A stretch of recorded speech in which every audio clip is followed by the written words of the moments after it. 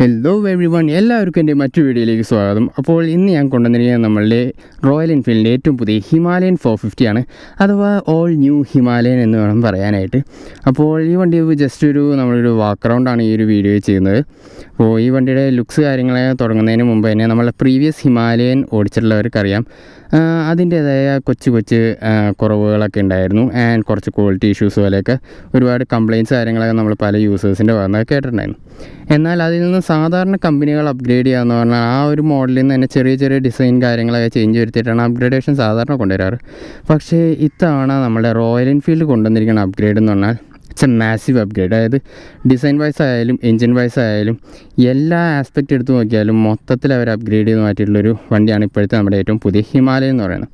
അപ്പോൾ നമുക്ക് ഇതിൻ്റെ ഫ്രണ്ടിൽ നിന്നുള്ള ഡിസൈനിൽ നിന്ന് തന്നെ സ്റ്റാർട്ട് ചെയ്യുകയാണെങ്കിൽ നമുക്ക് ഫ്രണ്ടിൽ തന്നെ നമുക്കൊരു LED ഹെഡ് ലാംപ്സാണ് വരുന്നത്. അതായത് ഈ ഒരു ഹെഡ് ലാംപ്സ് എന്ന് പറയുന്നത് ആക്ച്വലി നമ്മുടെ റോയൽ എൻഫീൽഡിൻ്റെ ഏറ്റവും ആദ്യത്തെ ഒരു LED ഹെഡ് ലാംപ്സ് എന്ന് വേണം പറയാനായിട്ട്. അതായത് ആദ്യം ഒരു ഫിറ്റ് ചെയ്തിരുന്ന ഈ ഒരു വണ്ടിയിലായിരുന്നു, പക്ഷേ ഇത് ഒരു ലോങ് ടൈം രീതിയിൽ ടെസ്റ്റിംഗ് നടത്തിയിരുന്നു. അപ്പോൾ അതിന് ശേഷം ടെസ്റ്റിംഗ് സ്റ്റാർട്ട് ചെയ്ത മറ്റു മോഡലുകളൊക്കെ നേരത്തെ ഇറക്കിയതുകൊണ്ട് തന്നെ നമ്മൾ ഒഫീഷ്യലി നോക്കുമ്പോൾ ഈ വണ്ടി നമ്മുടെ സൂപ്പർ മെറ്റീരിയലാണ് വന്നിട്ടുണ്ടായത്. ബട്ട് ഇവർ ആദ്യം തന്നെ ഫിറ്റ് ചെയ്ത് ഇറക്കിയിരുന്നത് നമ്മുടെ ഹിമാലയനിലാണെന്നുള്ളതാണ് ഒരു ഫാക്റ്റ്, അങ്ങനെ വേണം പറയാൻ.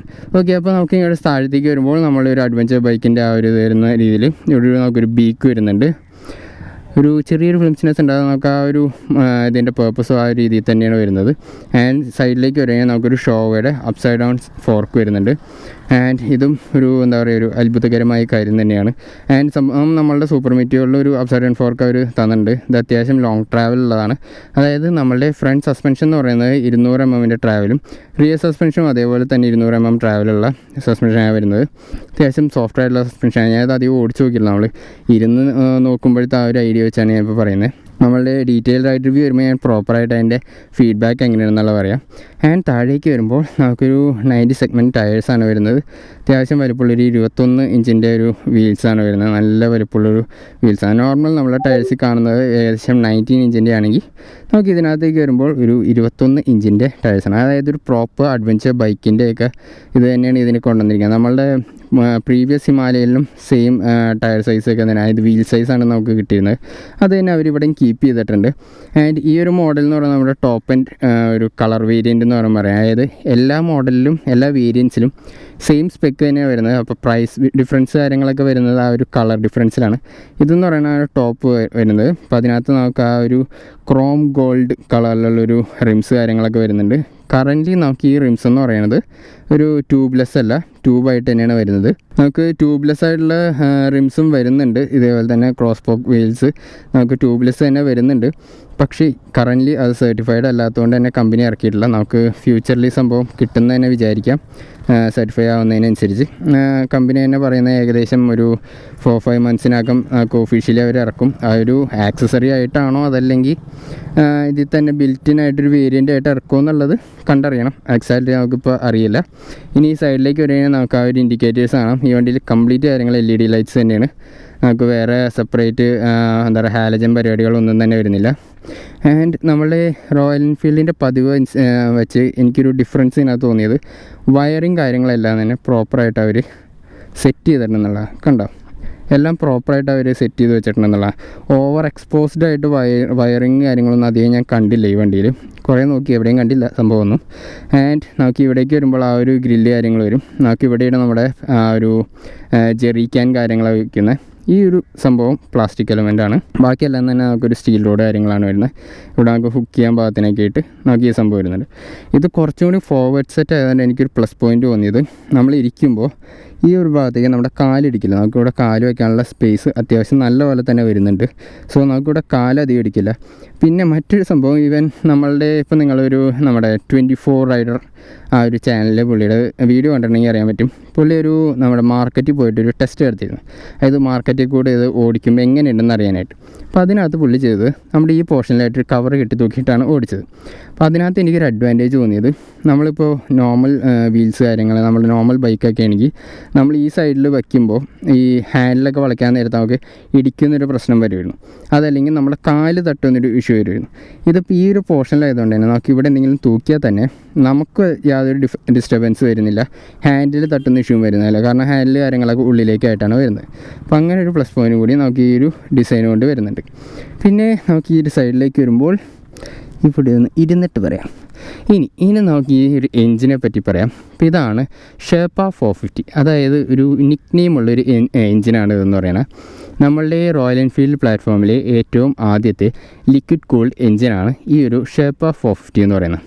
അത്യാവശ്യം ഇവർ നല്ല പോലെ തന്നെ ഇതിനകത്ത് പണിതിട്ടുണ്ടെന്ന് വേണം പറയാനായിട്ട്. അതായത് ഞാൻ നേരത്തെ പറഞ്ഞു ഓടിച്ചിട്ടില്ല, അപ്പോൾ ഞാനിത് ഇതിനകത്ത് കയറിയിരുന്നു, ഒന്ന് വണ്ടി സ്റ്റാർട്ട് ചെയ്തു, ഒന്ന് റവൊക്കെ ചെയ്ത് നോക്കി. അപ്പോൾ അതിൽ നിന്നറിയാൻ പറ്റിയത് അത്യാവശ്യം വെൽ റിഫൈൻഡ് ആയിട്ടുള്ളൊരു എഞ്ചിനാണ്.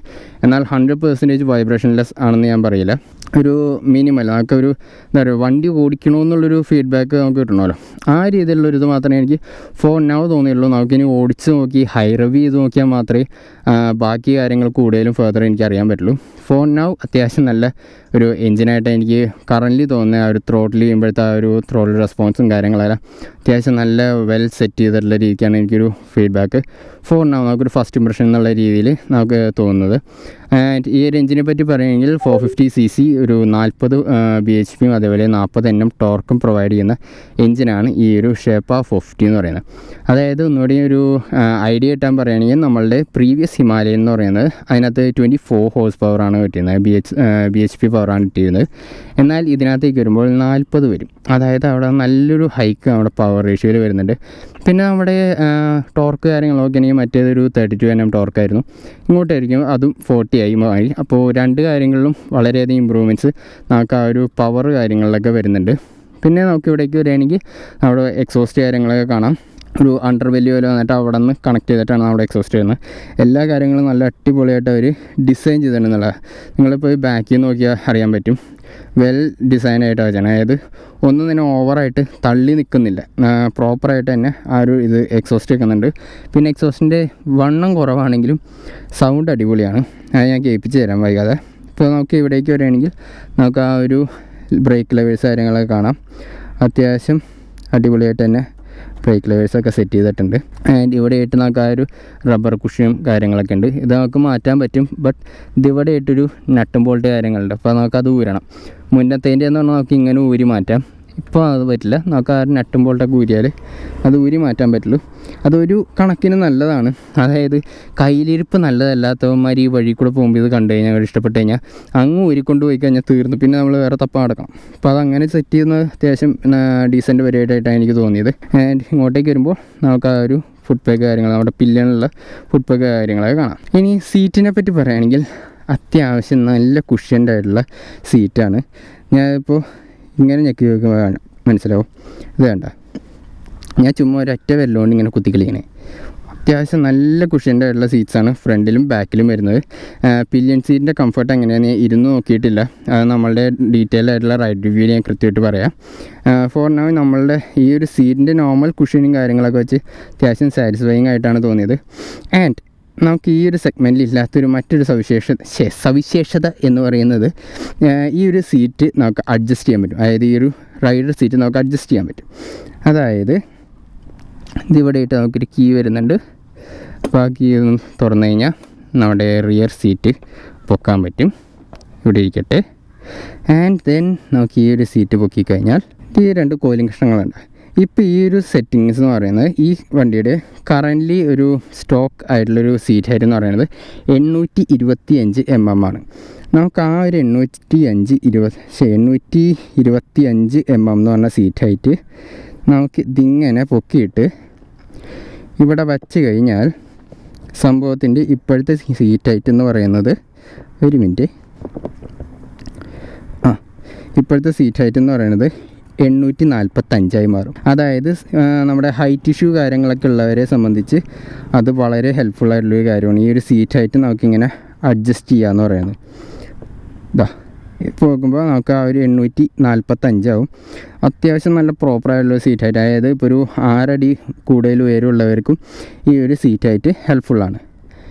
എനിക്ക് ഏതായാലും അത്രയും ആവശ്യമില്ല, ഞാനതുകൊണ്ട് സംഭവം 825 തന്നെ കിടക്കട്ടെ. ഇനിയിപ്പോൾ ഈ 825 എന്ന് പറഞ്ഞ സീറ്റ് ഹൈറ്റ് നമുക്കിപ്പോൾ പറ്റില്ല എന്ന് വെച്ചോ, ഓക്കെ, നമുക്കിപ്പോൾ താങ്ങാൻ പറ്റുന്നൊരു സീറ്റ് ഹൈറ്റ് അല്ല അതെന്നുണ്ടെങ്കിൽ നമുക്ക് ആ സീറ്റ് ഹൈറ്റ് ഇതിൻ്റെ ലോവർ സീറ്റ് ഹൈറ്റ് ആയിട്ടുള്ളൊരു സീറ്റ് കിട്ടും. അതെന്ന് പറയുമ്പോൾ നമുക്ക് 805 mm ആണ് കിട്ടുന്നത്. അത് അത്യാവശ്യം 20 പേർക്കൊക്കെ പറ്റുന്നൊരു റേഞ്ച് സീറ്റ് ഹൈറ്റാണ് ആ ഒരു 805 എന്ന് പറയുന്നത്. അപ്പോൾ നമുക്ക് ഇങ്ങനെ സീറ്റ് ഹൈറ്റ് അഡ്ജസ്റ്റ് ചെയ്യാനുള്ളൊരു ഓപ്ഷൻ നമുക്ക് ഈ ഒരു സീറ്റിൻ്റെ ഭാഗത്ത് നിന്ന് കിട്ടുന്നുണ്ടെന്നുള്ളതാണ്. ഇനി മറ്റൊരു ഭാഗം സീറ്റ് പൊക്കിയ സ്ഥിതിക്ക് ഞാൻ പറയാം. നമുക്ക് ഈ ഒരു വീലിൻ്റെ ഇവിടെ ഈ ഒരു ഭാഗം കണ്ടോ, ഇതെന്ന് പറയുന്നത് നമ്മുടെ പ്രീമിയം വണ്ടികളിൽ മാത്രമാണ് ഇത്തരത്തിലുള്ള ഒരു ആക്സിലിൻ്റെ ആ ഒരു സെറ്റപ്പ് വരുന്നത്. ഈ ഒരു സംഭവം നമുക്കിപ്പോൾ നോർമൽ കമ്പനികളിൽ നിന്നും ഇതിന് വേറൊരു ടൂളുണ്ട്. നമുക്കതല്ലാണ്ട് നോർമലായിട്ടുള്ള ടൂൾസ് വെച്ച് നമുക്കത് ഊരണം എന്നുണ്ടെങ്കിൽ നമുക്കതിനൊരു സംഗതി വേണം, ഒരു സുനാപ്പി വേണം. അതാണ് ഈ ഒരു സീറ്റിൻ്റെ അടിയിൽ അവർ വെച്ചിരിക്കുന്നത്. ഇതൊന്ന് ഊരാൻ പറ്റുമോ നോക്കട്ടെ. യെസ്. അപ്പോൾ ഈ ഒരു സംഭവം വെച്ചാണ് നമുക്കത് ഊരേണ്ടത്. അത് ഇവിടെ ഇങ്ങനെ വെച്ച് കഴിഞ്ഞാൽ നമുക്കിപ്പോൾ നോർമൽ സ്പാനറോ അങ്ങനെയുള്ള കാര്യങ്ങളൊക്കെ വെച്ച് ഇത് നമുക്ക് ഊരാൻ പറ്റും. അപ്പോൾ ഇത് നമുക്ക് ഇപ്പോൾ എല്ലാ ഒരു സർവീസ് സെൻറ്ററുകളിലും ഇത്തരത്തിലുള്ള ആ ഒരു ഇത് ഊരാനുള്ള ടൂൾസ് ഉണ്ടാവണമെന്ന് നിർബന്ധമില്ല. അപ്പോൾ അങ്ങനെ വരുമ്പോൾ നമുക്ക് ഇത്തരത്തിലുള്ള ടൂൾസ് വെച്ചിട്ട് നമുക്കത് ഊരാൻ പറ്റുന്നുള്ളതാണ്. ഇനി ഈ വണ്ടിയുടെ ബ്രേക്കിംഗ് കാര്യങ്ങളെപ്പറ്റി പറയുകയാണെങ്കിൽ നമുക്ക് ഫ്രണ്ടിൽ വരുന്നത് 320 mm ബ്രേക്സാണ്. ആൻഡ് റിയറിൽ വരുന്നത് ഐ തിങ്ക് 270 mm ആണോ, ഞാനത് സ്ക്രീനിൽ കാണിക്കാം. സോ ബ്രേക്ക് പെർഫോമൻസ് എനിക്കിപ്പോൾ പറയാൻ പറ്റില്ല. ഞാൻ ആദ്യം അങ്ങനെ ഓടിച്ചിട്ടില്ല, ഈ വണ്ടി ഓടിക്കാൻ കിട്ടിയിട്ടില്ല. അപ്പോൾ ഒരു വാക്ക് റൗണ്ട് മാത്രമാണ്. അപ്പോൾ നമ്മളുടെ ഡീറ്റെയിൽഡ് ആയിട്ട് റിവ്യൂ ചെയ്യാൻ ബ്രേക്കിൻ്റെ ഫീഡ്ബാക്ക്സ് കാര്യങ്ങളെല്ലാം പറയാം. വീൽസിലേക്ക് വരുമ്പോൾ നമുക്കൊരു 140 സെഗ്മെൻറ്റിൻ്റെ വീൽസാണ് നമുക്ക് പുറകിൽ വരുന്നത്. സത്യം പറയില്ല, 140 എന്ന് പറയുമെങ്കിലും പണ്ടാര വലിപ്പമുണ്ട് ഈ ഒരു വീലിന്. അതായത് ആ ഒരു വണ്ടിയുടെ ഒരു ഇടുപ്പ് ശരിക്കും എടുത്ത് കാണിക്കേണ്ടതെന്നുള്ളതാണ്. ആൻഡ് നമുക്ക് ഡബിൾ പർപ്പസ് ആയിട്ടുള്ള ടയേഴ്സാണ് വരുന്നത്. സോ 2 ടെറൈൻസിലും നമുക്ക് നല്ല അടിപൊളിയായിട്ട് തന്നെ ഓടിക്കാൻ പറ്റുന്നതാണ്. ഇനി റിയറിലേക്ക് വരുമ്പോൾ നമുക്കിവിടെ മിസ്സിങ് ആയിട്ട് കാണുന്ന ഒരു കാര്യം എന്ന് പറയുന്നത് വണ്ടിയുടെ ടെയിൽ ലൈറ്റാണ്. യെസ്, ഈ വണ്ടിക്ക് ടെയിൽ ലൈറ്റ് സെപ്പറേറ്റ് ആയിട്ടുള്ള ടെയിൽ ലൈറ്റ് ഇല്ല. പകരം നിങ്ങളിപ്പോൾ ഓൾറെഡി ഇപ്പോൾ പല വീഡിയോസിലും കണ്ടിട്ടുണ്ടാവും നമ്മൾ ഈ ഒരു ഈ ഇൻഡിക്കേറ്റേഴ്സിലാണ് നമുക്ക് ബ്രേക്ക് ലൈറ്റ് വരുന്നത്. ഞാൻ ജസ്റ്റ് വണ്ടി ഓൺ ചെയ്ത് കാണിക്കാം. ഇതാണ് ഇതിൻ്റെ ബ്രേക്ക് ലൈറ്റ് എന്ന് പറയുന്നത്. അത്യാവശ്യം നല്ല ഭംഗിയുണ്ട് കേട്ടോ. നമുക്ക് ഇപ്പോൾ മുന്നിലൂടെ ഞാനിങ്ങോട്ട് വരുമ്പോൾ ഞാൻ പറഞ്ഞു, ഈ വണ്ടി ഓടിച്ചത് ഞാനല്ലായിരുന്നു, വേറൊരു പുള്ളിയായിരുന്നു ഓടിച്ചിരുന്നത്, ഈ ഷോറൂമിൻ്റെ ആളായിരുന്നു ഓടിച്ചിരുന്നത്. അപ്പോൾ ഈ വണ്ടി മുന്നേ പോകുമ്പോൾ ഈ വണ്ടിയുടെ ഈ ഒരു ബ്രേക്ക് ലൈറ്റ് കാര്യങ്ങളാണ് നല്ല രസമാണ്. നല്ലൊരു പ്രീമിയം ഫീല് നമുക്ക് ആ ഒരു ഇതിൻ്റെ ഭാഗത്ത് നിന്ന് വരുന്നുണ്ട്. ഞാൻ ഈ സൈഡിലേക്ക് വരുമ്പോൾ നമ്മുടെ ഈ ടിപ്പിക്കൽ സാരി കാർഡ് സംഭവം ഭയങ്കര വലിയ സാരി കാർഡാണ്. പെട്ടെന്ന് എടുത്ത് നിൽക്കണില്ല. അത്യാവശ്യം എന്താ പറയുക, മാരക വൃത്തിയുടെ കാര്യങ്ങളൊന്നുമില്ല. എന്നിരുന്നാലും അതില്ലാണ്ട് കാണാനായിരിക്കും കുറേ കൂടി ഭംഗി ഇൻ മൈ സജഷൻ. നമുക്ക് പക്ഷേ അത് ഊരി മാറ്റാനുള്ളൊരു ഓപ്ഷൻ ഫോർ നൗ നമുക്കില്ല. ഇനി വണ്ടിയുടെ ബാക്കി കാര്യങ്ങൾ ഞാൻ വണ്ടിയിൽ കയറിയിരുന്നിട്ട് പറയാം. സോ വണ്ടിയിൽ കയറിയിരിക്കുമ്പോൾ എനിക്ക് വണ്ടിയിൽ ഇഷ്ടപ്പെട്ടൊരു കാര്യം, സാധാരണ ഇപ്പോൾ ചില വണ്ടികളിലൊക്കെ നമുക്കിങ്ങനെ ചവിട്ടി കയറുമ്പോൾ സ്റ്റാൻഡ് ഭയങ്കരമായിട്ട് വെബിളായി പോവുക, ഒരു ഭയങ്കര ഫ്രീ ആയിട്ട് കിടക്കാൻ നമ്മളങ്ങോട്ട് മറിഞ്ഞു പോകുന്നൊരു ഫീൽ ചിലപ്പോൾ വരും. ഇതിനകത്ത് അത്യാവശ്യം കോൺഫിഡൻ്റ് ആയിട്ട് എനിക്ക് കയറിയിരിക്കാൻ പറ്റുന്നതാണ്. അപ്പോൾ കാര്യത്തിലേക്ക് വരാം. നമ്മളുടെ ടാങ്കിൻ്റെ ഡിസൈനും മൊത്തത്തിൽ മാറിയിട്ടുണ്ട്. അത്യാവശ്യം നല്ല ബൾക്കി ആയിട്ടുള്ളൊരു ടാങ്കാണ്. പക്ഷേ പ്ലസ് പോയിൻ്റ് എന്ന് പറഞ്ഞാൽ ഇവിടെ നമ്മൾ ഇരിക്കുന്ന ഭാഗത്ത് ബൾക്കിനെസ്സോ കാര്യങ്ങളൊന്നുമില്ല. സോ നമുക്ക് കാല് കുത്തിയിരിക്കാൻ നല്ല സുഖമാണ്. ഒരു കുഴപ്പം എനിക്ക് തോന്നിയത് ഈ ഒരു എഞ്ചിൻ്റെ ഭാഗം കുറച്ച് പുറത്തേക്ക് തള്ളി അയക്കുന്നത്. സോ ഈ ഒരു ഭാഗത്ത് കുറച്ച് തള്ളി അയക്കണം. അപ്പോൾ നമ്മൾ കൂടുതൽ ചേർത്ത് വയ്ക്കാൻ പോയാൽ കാലവിടെ മുട്ടും. അപ്പോൾ അത് ഇത്തിരി നമ്മൾ ശ്രദ്ധിക്കേണ്ടി വരും. ആൻഡ് ഇതാണ് വണ്ടിയുടെ ആ ഒരു വ്യൂ എന്ന് പറയുന്നത്. അത്യാവശ്യം നല്ല ഗ്രാൻഡായിട്ടുള്ളൊരു വ്യൂ എന്ന് വേണം പറയാനായിട്ട്. അപ്പോൾ അങ്ങോട്ട് പറഞ്ഞതിന് മുന്നേ ഒരു ചെറിയൊരു പോയിൻ്റ് കൂടിയും പറയാം. ഞാനിപ്പോൾ നിൽക്കുമ്പോൾ എൻ്റെ കാല് ഈ ഒരു ഫുഡ് പെഗിൻ്റെ അവിടെ കൃത്യമായിട്ട് തട്ടിയേക്കുണ്ടെന്നുള്ളതാണ്. അതായത് പൊട്ടിക്കും കൂടി പുറകോട്ടായിരുന്നെങ്കിൽ നന്നായിരുന്നു. എന്നാൽ നമുക്ക് ഡിസ്റ്റർബൻസ് ഇല്ല, കറക്റ്റ് അവിടെ ഇങ്ങനെ തട്ടിക്കുന്നത്. അവൾക്ക് പുറകോട്ട് തള്ളാനോ മുന്നോട്ട് തള്ളാൻ നേരത്തൊക്കെ അത് നമ്മുടെ കാലിൽ തട്ടാനുള്ളൊരു ചാൻസ് വളരെ കൂടുതലാണ്. അപ്പോൾ അതൊന്നും ഞാൻ പറഞ്ഞു എന്ന് മാത്രം. പിന്നെ ഈ മീറ്റർ ഓൺ ചെയ്യുമ്പോൾ അഥവാ വണ്ടി ഓൺ ചെയ്യുമ്പോൾ ഇതാണ് നമ്മളുടെ മീറ്ററിൻ്റെ ലുക്സ് എന്ന് പറയുന്നത്. അപ്പോൾ ഇനീഷ്യലി നമുക്ക് ഈ ഒരു അനലോഗ് ലുക്സാണ്, നമുക്കതല്ലാതെ മാറ്റാനും പറ്റും. അപ്പോൾ മീറ്ററിലേക്ക് വരുന്നതിന് സ്വിച്ച് ഗിയേഴ്സ് ഞാൻ പെട്ടെന്ന് ഓടിച്ച് തീർക്കാം. സ്വിച്ച് ഗിയേഴ്സ് നമ്മളുടെ ടിപ്പിക്കലായിട്ടുള്ള റോയൽ എൻഫീൽഡിൻ്റെ ആ ഒരു റോട്ടറി സ്വിച്ച് കാര്യങ്ങളാണ്. എന്നാൽ ഡിസൈനിൽ ചെറിയൊരു വ്യത്യാസമുണ്ട്. ഐ തിങ്ക് സംഭവം ഇത്തിരി കൂടി കൊള്ളാമെന്ന് തോന്നുന്നു മുന്നത്തേതിനെ അപേക്ഷിച്ച് നോക്കുകയാണെങ്കിൽ. നമുക്കപ്പോൾ ഈ ഒരു ഫ്രണ്ടിലായിട്ടൊരു ഹോം ബട്ടൺ വരുന്നുണ്ട്. ഇതെന്ന് പറയുന്നത് നമ്മളുടെ ലൈറ്റിൻ്റെ ഡിം ആൻഡ് ബ്രൈറ്റ് എന്നുള്ളതും പാസ് ലൈറ്റൊക്കെ ഇതിൽ തന്നെയാണ് വരുന്നത്. ഇവിടെയായിട്ട് നമ്മുടെ ഇൻഡിക്കേറ്റേഴ്സ് വരുന്നു. ഇത് ഹോൺ, ടിപ്പിക്കൽ ഒരു റോയൽ എൻഫീൽഡ് ഹോൺ തന്നെയാണ്. ഇതിവിടെ ഒരു സുനാപ്പ് ഇരിക്കണം കേട്ടോ. ഇതെന്ന് പറയുന്നത് നമ്മളുടെ ഈ ഒരു മീറ്റർ അഡ്ജസ്റ്റ് ചെയ്യാനായിട്ടാണ്. ഇതിപ്പോൾ ഞാൻ തോണ്ടിയതനുസരിച്ച് അങ്ങോട്ടും ഇങ്ങോട്ടും പോകുന്നതാണ്. അപ്പോൾ ഇതാണ് ഈ ഒരു മീറ്റർ എന്ന് പറയുന്നത്, ഈ ഒരു ടോഗിൾ എന്ന് പറയുന്നത്. ഇപ്പുറത്തേക്ക് വരുമ്പോൾ നമുക്ക് ആ ഒരു എൻജിൻ്റെ കിൽ സ്വിച്ച് കാണാം. ഈ ഭാഗത്തായിട്ട് ഹസാർഡിൻ്റെ സ്വിച്ച് വരുന്നുണ്ട്. ഇത് മോഡ്, അതായത് ഈ വണ്ടിക്ക് നമുക്ക് 4 റൈഡ് മോഡ്സാണ് വരുന്നത്. നമുക്കിപ്പോൾ ഇനീഷ്യലി നമുക്കൊന്ന് പ്രസ് ചെയ്ത് പിടിക്കാം. അപ്പോൾ ഇത് പ്രസ് ചെയ്ത് പിടിച്ച് കഴിഞ്ഞാൽ നമുക്ക് ആദ്യം തന്നെ ഡിസൈൻ ലെയറിലോട്ട് മാറ്റാൻ പറ്റും. മറ്റേതിലും നമുക്ക് ആ ഒരു മോഡ്സ് ചേഞ്ച് ചെയ്യാൻ പറ്റുന്നതാണ്. അപ്പോൾ ഇവിടെ നമ്മൾ ഈ ഒരു മോഡ് നമ്മൾ ക്ലിക്ക് ചെയ്യുകയാണെങ്കിൽ ride mode performance ABS on, ride mode തന്നെ പെർഫോമൻസ് ABS ഓഫ്, അതായത് റിയർ ABS നമുക്ക് ഓഫ് ചെയ്യാൻ പറ്റും. ഒന്നുകൂടി നമ്മൾ ക്ലിക്ക് ചെയ്യുകയാണെങ്കിൽ നമുക്ക് ഈക്കോ മോഡിൽ വരും. അതിനകത്ത് ABS ഓൺ ആയിട്ടുണ്ട്. ഇനി ഒന്നുകൂടി നമ്മൾ ക്ലിക്ക് ചെയ്യുകയാണെങ്കിൽ നമ്മുടെ ഈക്കോ മോഡിൽ തന്നെ ABS ഓഫ് ചെയ്യാൻ വിടും. അപ്പോൾ അങ്ങനെ 4 മോഡുകളാണല്ലേ. നമ്മൾ ഈ ഒരു ഈക്കോ മോഡ് എന്ന് പറയുമ്പോൾ പെർഫോമൻസ് മോഡിൽ തന്നെ ഇടാം. ഈക്കോ മോഡ് എന്ന് പറയുമ്പോൾ ഇതിൻ്റെ ഫുൾ പവർ അവിടെ കിട്ടില്ല, ചെറിയൊരു കുറവ് ഉണ്ടാവും. എന്നാൽ ഒരു പെർട്ടിക്കുലർ RPM കഴിഞ്ഞ് കഴിഞ്ഞാൽ ഫുൾ പവർ അവിടെ ഓട്ടോമാറ്റിക്കലി എൻഗേജ് ചെയ്യുന്നുള്ളതാണ്. സോ അതിൻ്റെ ഒരു പ്ലസ് പോയിൻ്റ് എന്ന് പറഞ്ഞാൽ നമുക്ക് പവർ കിട്ടേണ്ട ഏരിയയിൽ നമുക്ക് പവർ കിട്ടും.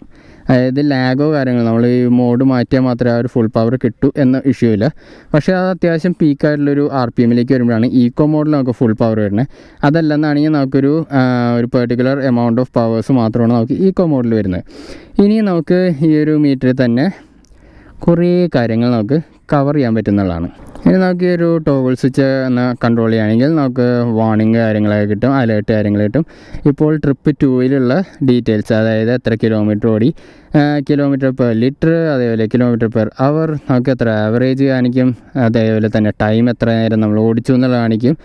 പിന്നെ നമ്മൾ താഴേക്ക് വേണമെങ്കിൽ നമ്മുടെ ഫ്യൂവൽ റേഞ്ച് കാണിക്കും, ഫ്യൂവൽ കൺസപ്ഷൻ കാണിക്കും, voltage, service due, engine temperature. അപ്പോൾ അത്യാവശ്യം വേണ്ട ഒരുവിധ എല്ലാ സാധനങ്ങളും നമുക്ക് ഇതിനകത്തുണ്ട്. അതായത് ബേസിക്കലി വേണ്ട എല്ലാ കാര്യങ്ങളും നമുക്ക് ഈ ഒരു വണ്ടിയിൽ ഉണ്ടെന്നാണ് പറയാനുള്ളത്. അപ്പോൾ ഇത്രയൊക്കെ തന്നെയാണ് മെയിനായിട്ട് വരുന്നത്. പിന്നെ നമുക്ക് ഈ ഒരു ലെവേഴ്സ് എന്ന് പറയുന്നത് അഡ്ജസ്റ്റബിൾ എന്നല്ല, നമുക്ക് നോർമൽ ലെവേഴ്സാണ് വരുന്നത്. ആ അഡ്ജസ്റ്റബിൾ ആയിരുന്നെങ്കിൽ കൊള്ളാം എന്ന് തോന്നി. ആൻഡ് ഈ പോർഷനിൽ വരുമ്പോൾ നമുക്കൊരു C ടൈപ്പ് ചാർജറും കിട്ടുന്നുണ്ട്. USB ചാർജർ 5 വോൾട്ട് 2 ആംപിയറിൻ്റെ ഒരു C ടൈപ്പ് ചാർജർ വരുന്നുണ്ട്. അത്യാവശ്യം നല്ല കാര്യമാണ്. അതിൻ്റെ മെയിൻ ഒരു യൂസ് വരാൻ പോകുന്നത് നമുക്ക് ഇതിനകത്തെന്ന് പറയുന്നത് ബ്ലൂടൂത്ത് കണക്ടിവിറ്റി അല്ല വരുന്നത്. അപ്പോൾ നമുക്കിപ്പോൾ ഒരു മാപ്പ് കാര്യങ്ങളെല്ലാം ഇതിനകത്ത് ഡയറക്റ്റ്ലി ഡിസ്പ്ലേ ചെയ്യാൻ പറ്റും. എന്നാൽ അത് ഡിസ്പ്ലേ ചെയ്യണമെന്നുണ്ടെങ്കിൽ Wi-Fi ത്രൂ ആണ് നമ്മൾ ഇതിനകത്തേക്ക് ഡിസ്പ്ലേ ചെയ്യുന്നത്. അപ്പോൾ ഒരു പ്രശ്നം എന്ന് പറഞ്ഞാൽ നമ്മുടെ ഫോൺ നമ്മൾ ഓൺ ചെയ്ത് വെക്കേണ്ടതുണ്ട്. അപ്പോൾ നമ്മൾ ഓൺ ചെയ്ത് വയ്ക്കുമ്പോൾ ഡ്രെയിനിങ് വരാനുള്ള ചാൻസ്, നമ്മുടെ ഫോണിൻ്റെ ചാർജ് പറയാനുള്ള ചാൻസ് വളരെ വളരെ ഹൈ ആണ്. അപ്പോൾ അങ്ങനെ വരുമ്പോൾ നമുക്ക് കുത്തിയിടാനൊക്കെ ഈ ഒരു C ടൈപ്പ് ചാർജർ കാര്യങ്ങൾ ഹെൽപ്പ് ചെയ്യും. ഇത് ഫാസ്റ്റ് ചാർജ് സപ്പോർട്ടിംഗ് ആണോ വെച്ചാൽ ചാൻസ് ഇല്ല, 5 വോൾട്ടിൻ്റെയാണ്. എന്തായാലും നമുക്ക് കുത്തിയിടാനൊരു ഓപ്ഷൻ ഉണ്ട്. അപ്പോൾ അതൊരു ചെറിയൊരു നെഗറ്റീവ് പോയിൻ്റ് ആണ്, എന്നാൽ പോലും നല്ലൊരു കാര്യം കൂടിയാണ്. കാരണം നമുക്ക് മാപ്പ് കാര്യങ്ങൾ ഡയറക്റ്റ്ലി ഡിസ്പ്ലേ ചെയ്യും. ഇപ്പോൾ നമ്മൾ പല വീഡിയോസിലും കാണുന്നുണ്ട്, നമ്മളിപ്പോൾ ഫോൺ ഇവിടെ മൗണ്ട് ചെയ്തിട്ട് നമ്മളിങ്ങനെ പോകുമ്പോൾ കണ്ടച്ചൊറിച്ചിൽ മൂത്തവന്മാരൊക്കെ വന്ന് അതിങ്ങനെ എടുത്തുകൊണ്ടും പോകുന്നൊരു സീനായി കണ്ടിട്ടുണ്ട്. അപ്പോൾ നമ്മളിപ്പോൾ വണ്ടി ബാഗിൽ വെച്ചിട്ടാണ് നമ്മളിപ്പോൾ ഇങ്ങനെ ചെയ്യുന്നതെന്നുണ്ടെങ്കിൽ നമ്മുടെ ഫോൺ എടുത്തുകൊണ്ട് പോകാനുള്ള ചാൻസൊക്കെ വളരെ കുറവായിരിക്കും. നമുക്ക് നല്ല അടിപൊളിയായിട്ട് മാപ്പ് കാര്യങ്ങളൊക്കെ കാണാൻ പറ്റും. അപ്പോൾ ഇത്രയൊക്കെ തന്നെയാണ് മെയിനായിട്ട് ഈ വണ്ടിയെ പറ്റി പറയാനുള്ളത്. മിറേഴ്സ് കാര്യങ്ങളൊക്കെ ഞങ്ങൾക്ക് അത്യാവശ്യം നല്ല വിസിബിളാണ്. ഈ ഒരു പോർഷൻ മാത്രമാണ് അതിൻ്റെ കൈ വന്നിട്ട് ഹൈഡായി പോകുന്നുള്ളൂ, ബാക്കിയെല്ലാം നല്ല അടിപൊളിയാണ്. ആൻഡ് ഈ വണ്ടി കയറിയിരിക്കുമ്പോഴത്തെ ഫീൽ എന്ന് പറഞ്ഞാൽ ഒരു ഭീകരമായ വണ്ടി കയറിയിരിക്കുന്നൊരവസ്ഥയാണ്. അതായത് എന്തോ ഒരു, ഇപ്പോൾ എൻ്റെ വണ്ടി എന്ന് പറയുന്നത് 220 ആണ്, അത് അവിടെ ഇരിക്കുന്നുണ്ട്. അപ്പോൾ ആ 220 ഞാൻ ഇതിനകത്തേക്ക് വന്നപ്പോൾ എന്തോ ഒരു ബ്രഹ്മാണ്ഡമായ ഒരു വണ്ടിയിലേക്ക് കയറിയൊരു ഫീലാണ്. അത്യാവശ്യം നല്ലൊരു ഫീലുണ്ട്. ക്വാളിറ്റി വൈസ് ആയാലും ഒരു ചാത്തൻ ഐറ്റംസ് ഒന്നും ഞാൻ ഇതുവരെയും ഇത് കണ്ടില്ല. അത്യാവശ്യം നല്ല പ്രീമിയം ക്വാളിറ്റി എല്ലായിടത്തും കാണുന്നുണ്ട്. ഇനി ഞാൻ ഇതിൻ്റെ സൗണ്ട് ഒന്ന് കേൾപ്പിച്ചു തരാം.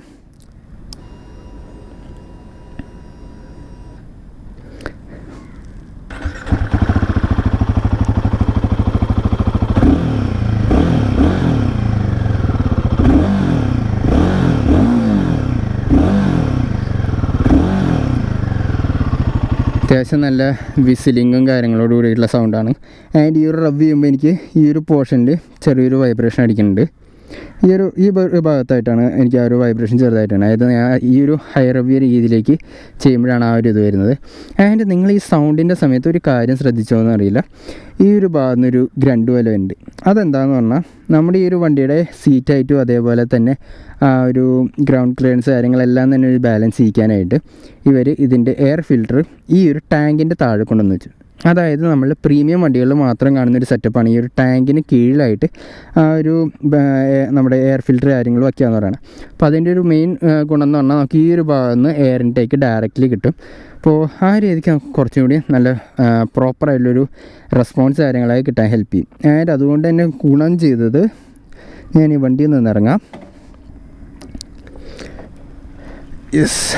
അപ്പോൾ അതുകൊണ്ട് തന്നെ ഒരു ഗുണം ചെയ്തത് എന്താണെന്ന് പറഞ്ഞാൽ നമുക്ക് സീറ്റ് ഹൈറ്റിൻ്റെ കാര്യത്തിൽ വലിയ മാസീവ് ഹൈക്കും ഇല്ലാത്ത രീതിയിലാക്കാനും പറ്റി. അതേപോലെ തന്നെ ഗ്രൗണ്ട് ക്ലിയറൻസ് എന്ന് പറയുന്നത് ഏകദേശം 230 mm ആയിട്ട് നമുക്ക് സെറ്റ് ചെയ്യാനും പറ്റി. അതായത് ആ ഒരു ഉയരവും കാര്യങ്ങളൊക്കെ അടിപൊളിയാക്കാൻ പറ്റി. അപ്പോൾ ഈ ഒരു സെഗ്മെൻറ്റ് തന്നെ എടുത്ത് നോക്കുകയാണെങ്കിൽ ഏറ്റവും ബെസ്റ്റ് ഗ്രൗണ്ട് ക്ലിയറൻസ് കിട്ടുന്നൊരു വണ്ടിയും കൂടിയാണ് നമ്മൾ ഈ ഒരു ഹിമാലയൻ എന്ന് പറയുന്നത്, ഈ ഒരു ഏറ്റവും പുതിയ ഹിമാലയൻ 450 എന്ന് പറയുന്നത്. അപ്പോൾ ഇത്രയൊക്കെ തന്നെയാണ് മെയിനായിട്ട് ഈ വണ്ടിയെ പറ്റി പറയാനുള്ളത്. ആൻഡ് നമുക്ക് ഇതിൻ്റെ പ്രൈസ് കാര്യങ്ങളെല്ലാം തന്നെ കമ്പനി റിവീൽ ചെയ്തിട്ടുണ്ട്. ആൻഡ് നമ്മുടെ വേരിയൻസ് രീതിയിലാണ് അവർ ഇറക്കിയെങ്കിൽ, അതായത് പ്രൈസിങ് കൊടുത്താണെങ്കിലും ആ ഒരു പ്രൈസിങ് മെയിൻലി ഇതിൻ്റെ കളേഴ്സിനനുസരിച്ചാണ്. അതായത് നമുക്കൊരു കാസ ബ്രൗൺ വരുന്നുണ്ട്, പിന്നെ ഒരു ബ്ലൂ ആൻഡ് റെഡ് ലൈനിങ് ഉള്ളൊരു മോഡൽ വരുന്നുണ്ട്, പിന്നെ നമുക്കൊരു കേമറ്റ് വൈറ്റ് എന്ന് പറഞ്ഞൊരു മോഡൽ വരുന്നുണ്ട്. എനിക്കതാണ് ഏറ്റവും കൂടുതൽ ഇഷ്ടപ്പെട്ടൊരു കളർ എന്ന് പറയുന്നത്. ആൻഡ് ഈ ഒരു കളറും കൂടിയും വരുന്നുണ്ട്. അപ്പോൾ ആ രീതിക്കാണ് അവർ ഓർഡർ സെറ്റ് ചെയ്തത്. അപ്പോൾ ഇതിൻ്റെ പ്രൈസും കാര്യങ്ങളെല്ലാം തന്നെ ഞാൻ ഇവിടെ സ്ക്രീനിൽ കാണിച്ചേക്കാം. ആൻഡ് ആ ഒരു കളർ ചേഞ്ചിനുള്ള പ്രൈസ് മാത്രമേ വ്യത്യാസം വരുന്നുള്ളൂ, ബാക്കിയെല്ലാം തന്നെ സെയിം. അതായത് ഇതിൻ്റെ സ്പെസിഫിക്കേഷൻസ് കാര്യങ്ങളെല്ലാം തന്നെ ഈക്വൽ തന്നെയാണ്. അപ്പോൾ നിങ്ങളുടെ കളറിനനുസരിച്ച് നിങ്ങളൊരു കളർ പ്രിഫറൻസ് കൊടുക്കുന്നുണ്ടെങ്കിൽ നിങ്ങൾക്ക് അതിനനുസരിച്ച് എടുക്കാം. അതല്ലെങ്കിൽ എനിക്ക് തോന്നുന്നു ബേസ് വേരിയൻ്റ് തന്നെ ആയിരിക്കും ഓക്കെ എന്ന് തോന്നുന്നു. ഓരോരുത്തരുടെ ഇഷ്ടമായിരിക്കും, അതായത് ചിലവർക്ക് ചില കളർ മെയിൻലി ഇഷ്ടമുണ്ടാവാം. അപ്പോൾ ദാറ്റ്സ് അപ് ടു യു. അപ്പോൾ ഇത്രയൊക്കെ തന്നെയാണ് മെയിനായിട്ട് ഈ വണ്ടിയെ പറ്റിയുള്ളത്. കൂടുതൽ എന്തെങ്കിലും ഡൗട്ട്സ് കാര്യങ്ങൾ നിങ്ങൾക്ക് താഴെ കമൻറ്റ് ബോക്സിൽ ചോദിക്കാം. അപ്പോൾ അധികം വൈകാതെ തന്നെ എനിക്ക് ഇതിൻ്റെ റൈഡ് റിവ്യൂ ചെയ്യാൻ പറ്റുമെന്നാണ് വിശ്വാസം. അപ്പോൾ ആ ഒരു റൈഡ് റിവ്യൂവിൽ അതിൻ്റെ ഡീറ്റെയിൽ ആയിട്ട് ഇതിൻ്റെ എങ്ങനെ പെർഫോമൻസും റെസ്പോൺസ് കാര്യങ്ങളെല്ലാം തന്നെ പ്രോപ്പറായിട്ട് അതിനകത്ത് പറയാം. അപ്പോൾ ഇനിയും മറ്റൊരു വീഡിയോ വരാൻ കഴിയുന്ന പ്രതീക്ഷയോടെ am J. Hell catch next. Bye bye.